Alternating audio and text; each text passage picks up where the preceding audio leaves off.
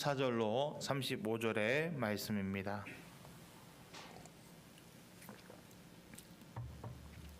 요한복음 13장 34절로 35절 말씀 같이 한 목소리로 봉독하겠습니다. 새 계명을 너에게 주노니 서로 사랑하라. 내가 너희를 사랑한 것 같이 너희도 서로 사랑하라.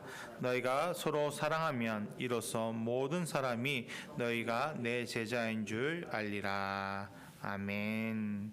저는 오늘 같이 봉독한 말씀을 가지고 작은 예수의 삶이라는 제목으로 같이 말씀 나누기 원합니다. 제가 목회를 하면서 가장 많이 하는 질문 가운데 하나가 어떻게 사는 것이 그리스도인다운 것인가 라는 질문입니다.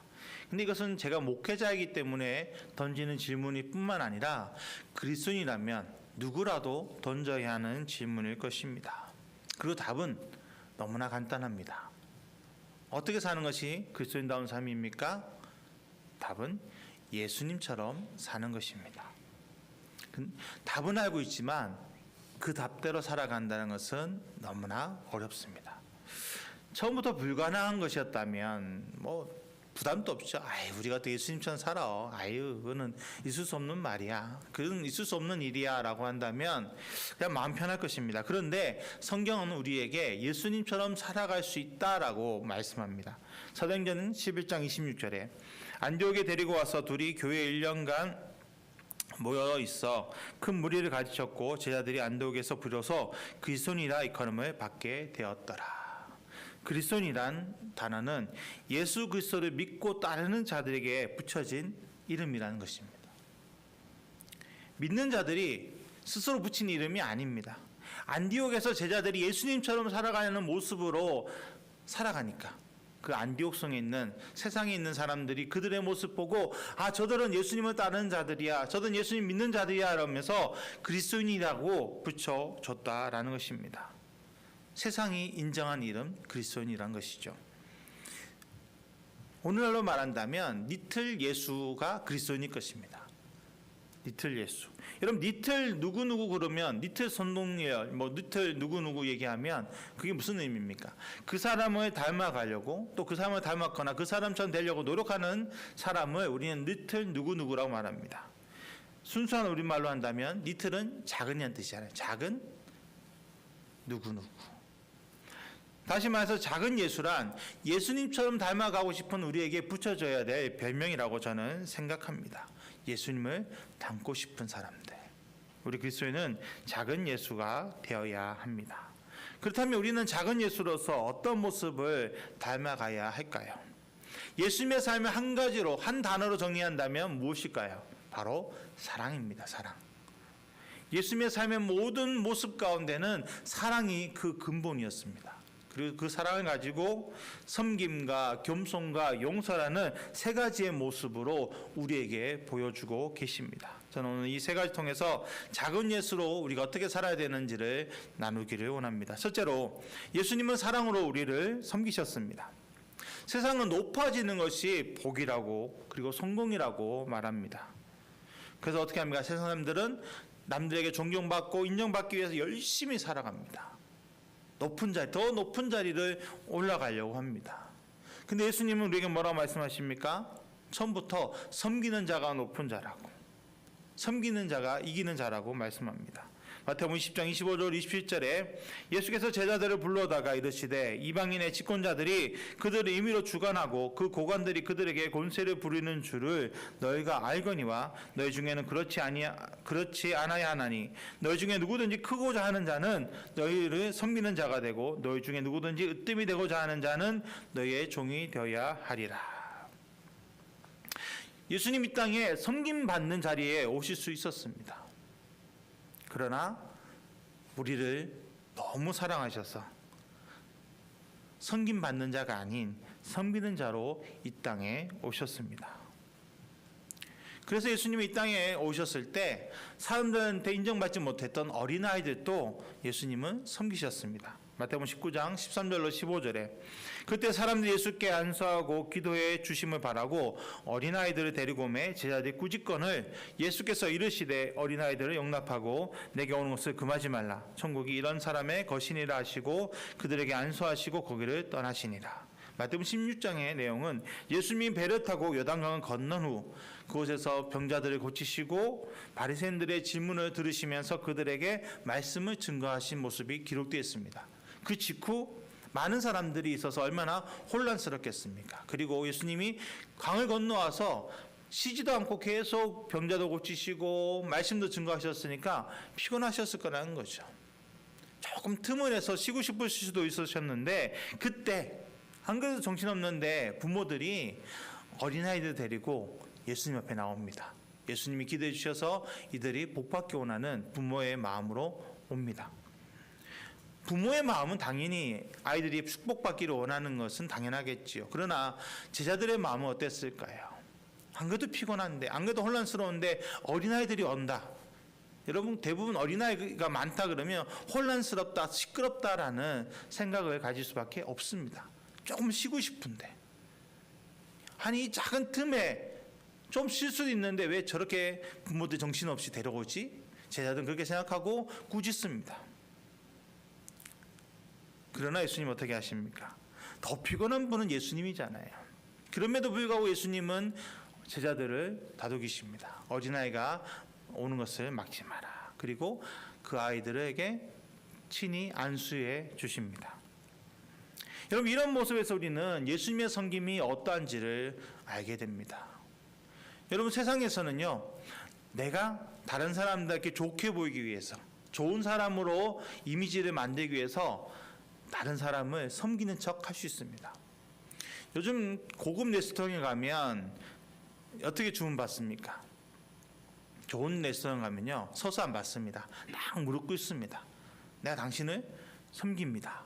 당신을 존경합니다는 의미를 가지고 무릎 꿇는 것을 뿌려서 이게 메뉴를 적습니다. 여러분 그런데 그들이 정말 그들을 섬기기 위해서, 그들을 사랑해서 무릎 꿇을까요? 아니죠. 돈을 벌기 위해서 무릎을 꿇는 겁니다. 그래야 더 이 사람들이 즐거운 마음으로 비싼 거를 시키기 때문에. 여러분 국회의원들은 어떻습니까? 평소에는 재래시장 가지도 않는 사람들이 선거철만 되면 제일 먼저 찾는 곳이 어디입니까? 바로 그곳입니다.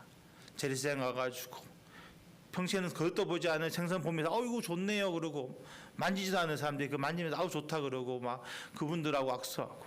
왜 그렇습니까? 정말 섬기는 마음이 있다면 그 국회의원이 되고 나서도 찾아가야죠. 정말 찾아가서 그 사람들하고 더 가까이 해야 되는데 이상하게 선거 끝나면 국회의원들을 시장에서 보는 적이 거의 없는 것 같습니다.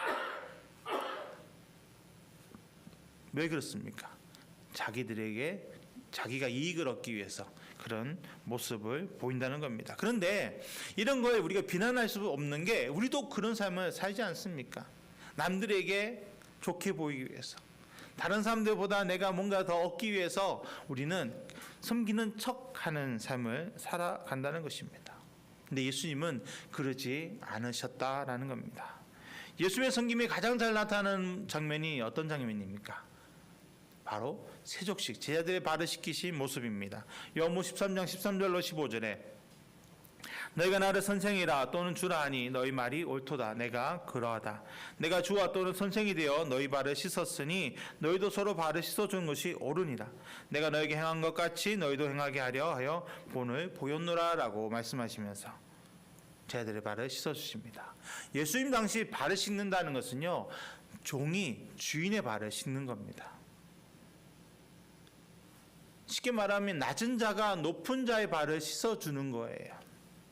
나는 낮은 자입니다. 난 당신을 섬기는 자입니다를 표현하는 게 바로 세족이었습니다. 근데 예수님은 선생님입니다. 제자들의 선생님입니다. 그럼에도 불구하고 어떻게 하셨습니까? 제자들의 발을 씻어주십니다.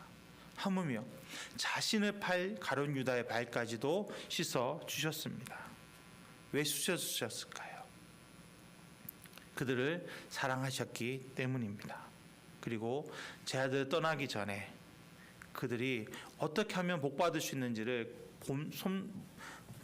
몸소 실천함으로 보여주신 것입니다. 요한복음 13장 17절에 너희가 이것을 알고 행하면 복이 있으리라. 다른 사람을 섬기는 것이 무엇인지를 알고 정말 다른 사람을 섬기는 자는 하나님께 복을 받는다라는 것입니다. 여러분, 우리는 예수님의 이 섬김의 모습을 담아가야 합니다. 그 위해서는 예수님의 사랑을 우리가 먼저 알아야 하지요. 왜냐하면 예수님의 섬김은 그 본질이 사랑이기 때문입니다. 사랑으로 섬기셨기 때문에 환경에 따라 아니면 사람에 따라 차별을 두지 않으시고 한결같이 섬길 수 있으셨음을 우리는 기억해야 합니다. 마태복음 20장 28절에 인자가 온 곳은 섬김을 받으려 함이 아니라 도리어 섬기려 하고 자기 목숨을 많은 사람의 대속물로 주려 함이라라고 분명하게 말씀하고 계십니다. 예수님은 우리 가운데 오셔서 사랑으로 섬기는 자가 되셨습니다. 다른 사람을 기쁘게 하신 것이죠.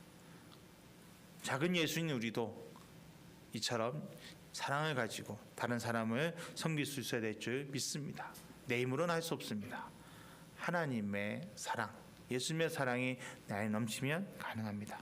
둘째로 예수님의 겸손을 통해 우리를 향한 사랑을 알 수 있습니다. 빌립보서 2장 6절로 8절에 그는 근본 하나님의 본체시나 하나님과 동등됨을 취할 것으로 여기지 아니하시고 오히려 자기를 비워 종의 형체를 가지사 사람들과 같이 되셨고 사람의 모양으로 나타나사 자기를 낮추시고 죽기까지 복종하셨으니 곧 십자가에 죽으심이라라고 말씀하고 있습니다. 예수님은 완전한 하나님이십니다. 그리고 완전한 인간으로 이 땅에 오셨습니다. 그래서 십자가에서 나의 죄를, 우리의 죄를 대신해서 죽으셨습니다. 이 모든 것이 예수님이 겸손하셨기 때문이라고 사도 바울은 우리에게 말씀하고 있습니다.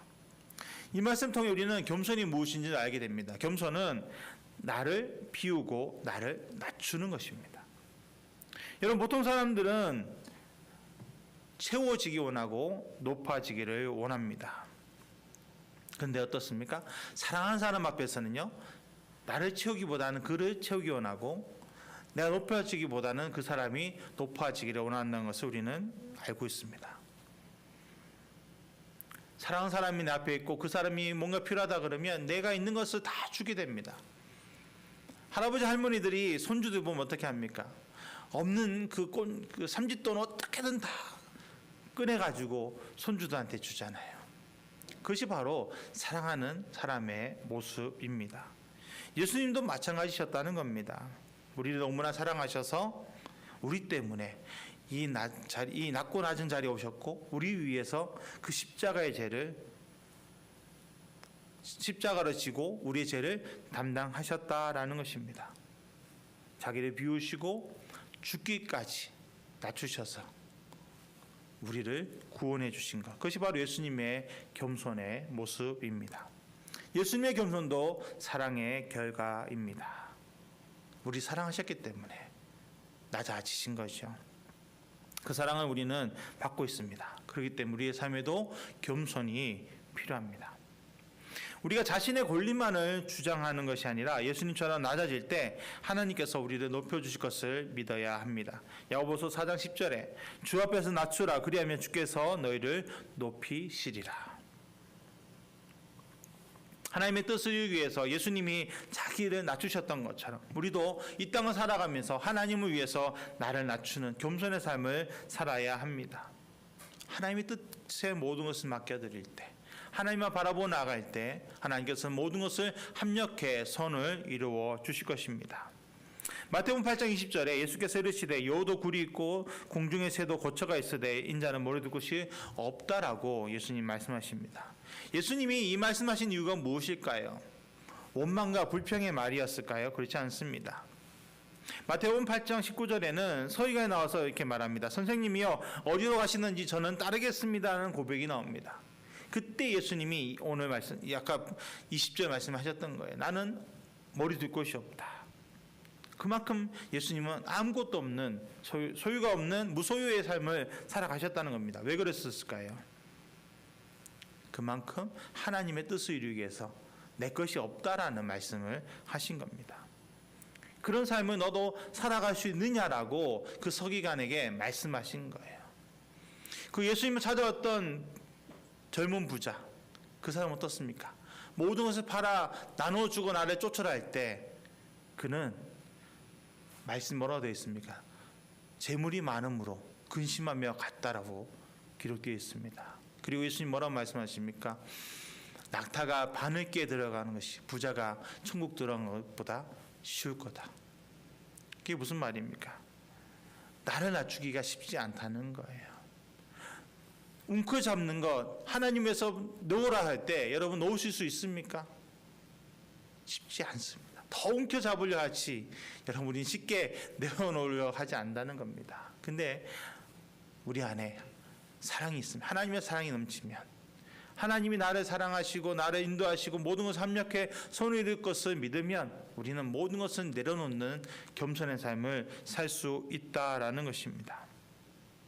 예수님 나를 위해 모든 것을 버리셨던 것처럼 또 낮아지셨던 것처럼 우리도 버리고 낮아지기를 축복합니다.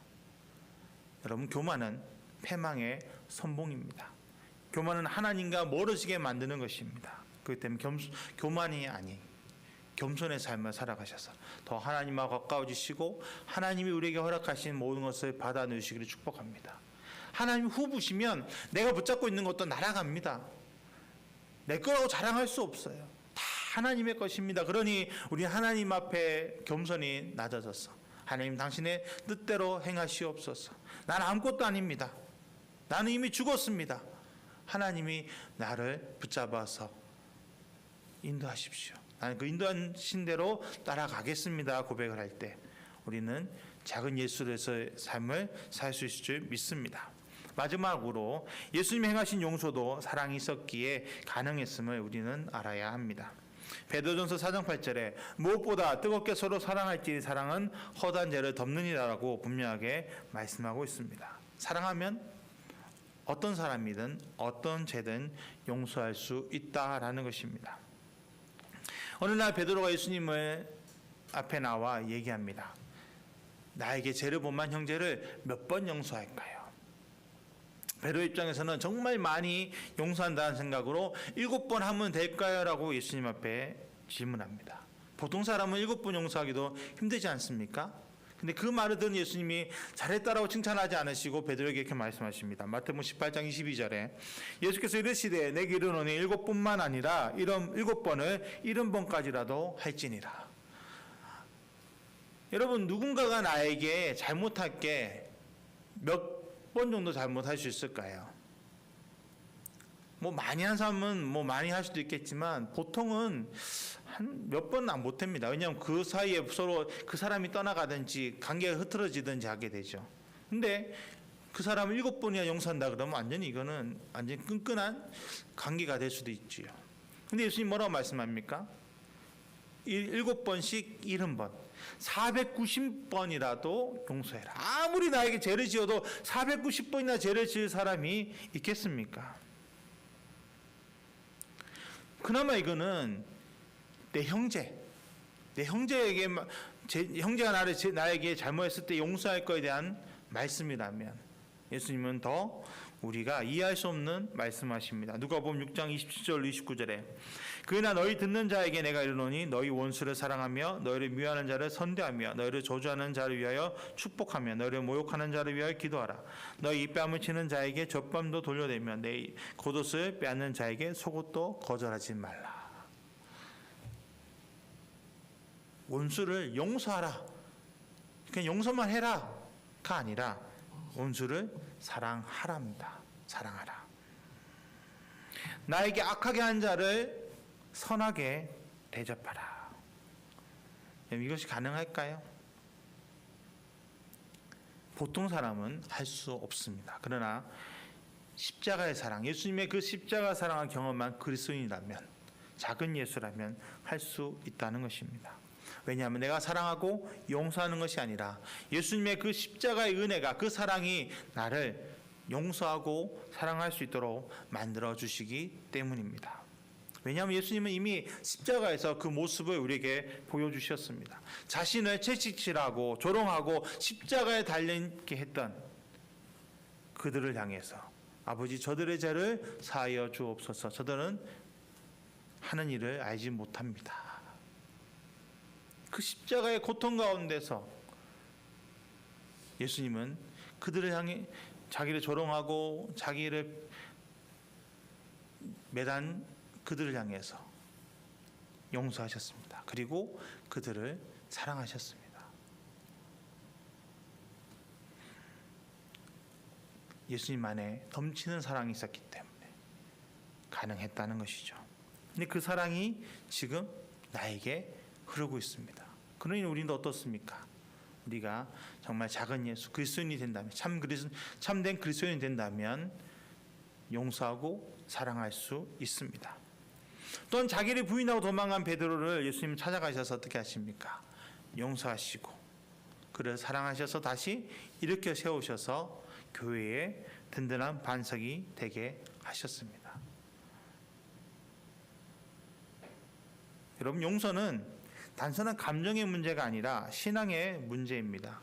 우리가 하나님께 용서받은 자임을 진정으로 깨달을 때 다른 사람을 용서할 수 있게 되는 것입니다. 많은 죄를 용서받은 자가 자신에게 작은 죄를 지은 자를 용서할 수 없다라면 그것은요, 자기가 받은 사랑을 온전히 깨닫지 못했다라는 겁니다. 여러분이 하나님 앞에 말할 수 없는 죄를 용서받았습니다. 다 탕감해 주셨어요. 하나님은 따지지 않으시고 우리의 죄를 없다라고 땅땅땅 판결해 주셨습니다. 그런데 우리가 다른 사람을 정죄하고 비난한다면 어떨까요? 사실 우리가 비난하고 정죄하지 않는 삶을 살아가기가 쉽지는 않습니다. 저도 어떨 때 보면 누구를 아니 저 사람 왜 저래? 아니 왜 저렇게 하는 거야? 왜 저런 모습을 보이는 거야? 라는 말을 저도 모르게 합니다. 여러분, 그게 우리의 모습이 세상 사람의 모습일 수 있지만 그리스도인은 그런 모습이 점점 없어져야 한다는 겁니다. 왜냐하면 예수님의 사랑이 내 안에 흘러넘치기 때문에 그 사람을 내 세상의 가치로 보는 것이 아니라 예수님이 그를 위해 십자가에 달리셨던 것처럼 사랑하셨던 것처럼 바라볼 수 있어야 한다는 겁니다. 내 눈이 아닌 예수님의 눈으로 그를 바라볼 수 있어야 합니다. 그럴 때 우리 예수님의 참된 제자가 된다라는 것입니다. 오늘 본문 말씀을 다 같이 한번 봉독하겠습니다. 요한복음 13장 34절로 35절. 새 계명을 너에게 주노니 서로 사랑하라. 내가 너희를 사랑한 것 같이 너희도 서로 사랑하라. 너희가 서로 사랑하면 이로써 모든 사람이 너희가 내 제자인 줄 알리라. 아멘. 예수님의 용서는 사랑 안에 이루어졌습니다. 그 용서를 우리는 받았습니다. 그런데 내가 다른 사람을 용서하지 못한다면 이런 모습을 무엇으로 설명할 수 있겠습니까? 예수님, 우리가 서로 사랑하고 더 나아가 진심으로 사랑하기를 원하십니다. 예수님의 사랑으로 우리는 누구라도 용서하고 사랑할 수 있는 참 그리스도인 작은 예수가 되기를 축복합니다. 예수님은 사랑으로 다가오셔서 우리를 섬기셨고 그 사랑으로 겸손하셨으며 겸손하심으로 하나님의 구원을 이루셨습니다. 또한 사랑으로 우리의 모든 죄를 용서하셨습니다. 우리는 예수님을 닮아가는 작은 예수입니다. 그러기에 우리도 다른 사람을 섬기는 자리에 서야 합니다. 그리고 겸손함으로 예수님의 말씀을 따라 나에게 주어진 사명을 감당해야 합니다. 그리고 내 이웃을 내 몸같이 사랑하는 말씀처럼 원수까지도 사랑할 수 있는, 지금 이 사랑이 가장 필요한 것 같아요. 우리 대한민국이 얼마나 분열되어 있습니까? 너무 마음 아픕니다. 서로 자기의 그걸 지키기 위해서 비난하고 정죄하고 어떻게든 깎아내리려 하고, 그 모습 보실 때 얼마나 하나님 마음이 아프시겠습니까? 우리 그리스도인들만이라도 우리는 다른 사람들처럼 비난하고 정죄하는 삶이 아닌 그들을 용서하고 그들을 사랑하고 하나님 앞에 그들을 이끌 수 있는 그런 축복의 삶을 살아가기 원합니다. 정말 안디옥계 성도들이 예수님의 모습을 나타내서 그리스도인이라고 칭찬받았던 것처럼 우리가 이 땅을 살아가면서 우리의 삶에서 예수 그리스도의 향기가 나고 사랑의 향기, 은혜의 향기가 흘러넘쳐서 만나는 모든 사람들이 야, 저분은 작은 예수다. 야, 저 사람을 보면 정말 나도 교회 가고 싶다. 라는 그런 칭찬을 들을 수 있는, 내가 예수 믿는 자라고 고백하기보다 남들이 나의 모습 보고 혹시 예수님 믿으세요라고 질문해 줄 수 있는 그런 모습이 되기를 축복합니다. 그럴 때 나를 통해 하나님의 나라가 이루어지고 하나님의 사랑과 하나님의 기쁨이 우리 가운데 넘치게 될 줄 믿습니다. 오늘 그 은혜가, 그 사랑이 우리 가운데 넘칠 것을 믿습니다. 하나님 우리를 그렇게 만들어 주십니다. 그 하나님 바라보며 나가시는 귀한 성도님 되시기를 축복합니다. 기도하겠습니다. 하나님, 이 시간 주님께 나아갑니다. 주님만 의지합니다. 찬양합니다. 아버지, 우리 너무나 연약합니다. 부족합니다. 우리의 마음은 남을 비난하고 정죄하고 내가 높아지기 원하고 다른 사람들을 무너뜨리기 원하는 것이 우리의 마음입니다. 그러나 우리 안엔 예수님이 이미 함께하고 계십니다. 그 예수님의 사랑이 우리를 붙잡아주고 계십니다. 그러기에 우리는 더 낮아지는 자가 되고, 우리는 다른 사람을 섬기는 자가 되고, 우리는 하나님 앞에 나의 것을 내려놓고 하나님의 뜻을 따르는 삶을 살게 됩니다. 그리고 하나님께서 사랑하신 사람들을 사랑하고 그들을 품은 그런 삶을 살게 될 줄 믿습니다. 주님, 우리 가운데 더 큰 은혜와 능력을 부어주시고 주의 사랑 가운데 거하게 하시고 하나님 앞에, 정말 사람 앞에 칭찬받는, 정말 예수 그리스도의 그 향기를 나타내는 은혜 삶이 되게 하여 주옵소서. 발걸음이 복되게 하여 주시고 능력이 나타나게 하시고 만나는 모든 사람들 가운데 기쁨을 전하게 하여 주옵소서. 함께 하심을 감사합니다. 예수님의 이름으로 기도드렸습니다. 아멘.